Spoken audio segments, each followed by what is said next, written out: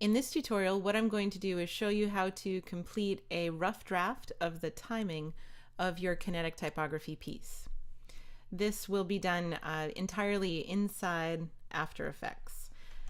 Going to go ahead and import my audio file. I'm going to use an AIF file. We'll go ahead and open that. And this is the full file of the song. We're using Major Ripoff from Palette Swap Ninja.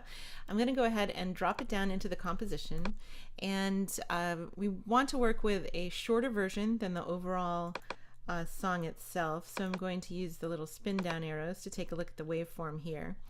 And essentially what I want to do is focus in on essentially the first minute or so of the song. If you're not familiar with the way to work with audio inside After Effects, then there are other tutorials for that. But essentially, if I kind of come through here, you can see where some of the... By dragging through, I can see where the actual lyrics portion of the song starts. If I use the period key on my numerical keypad on my keyboard, standing there alone, the cashier's waiting, I can see where the essentially the beginning of the song is.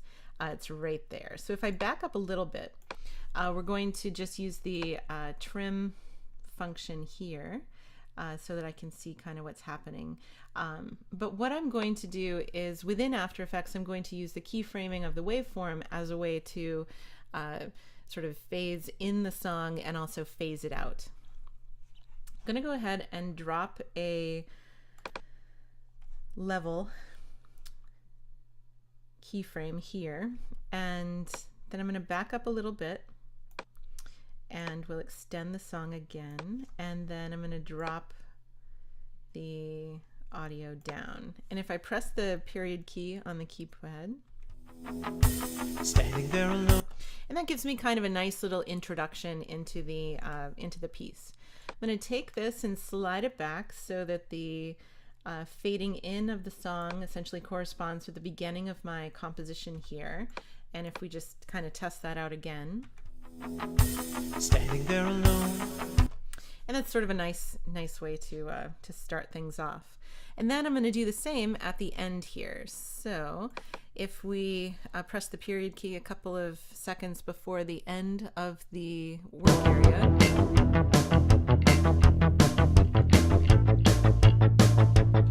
you can see that our first verse kind of happens, and then we have a bit of an instrumental. So if I press the period again,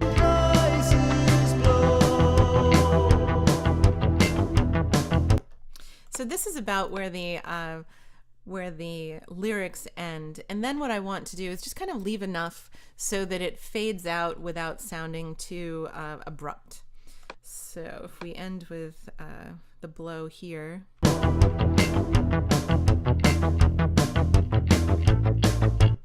and kind of the you can tell that the music kind of changes right in there between right around the 57-second mark.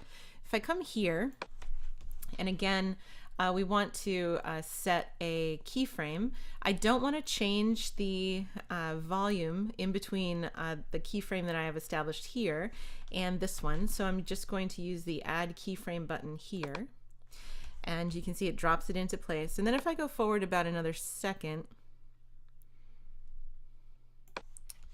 I can drop it down.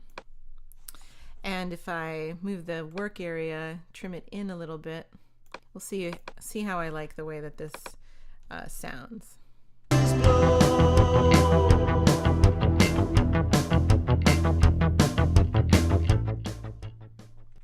that sounds okay, but I think I'm actually going to move these two keyframes back a little bit. I've just drawn a selection box over them. Going to drag them back a little bit and see if I like this a little better.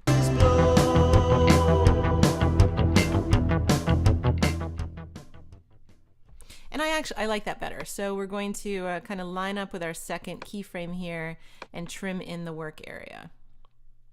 And so this is the way to work with the audio within After Effects. Certainly if you want to work with it in a different program outside of After Effects and just bring it in with the fades already established, that's fine too. But if you want to work with After Effects, this is how you can do it.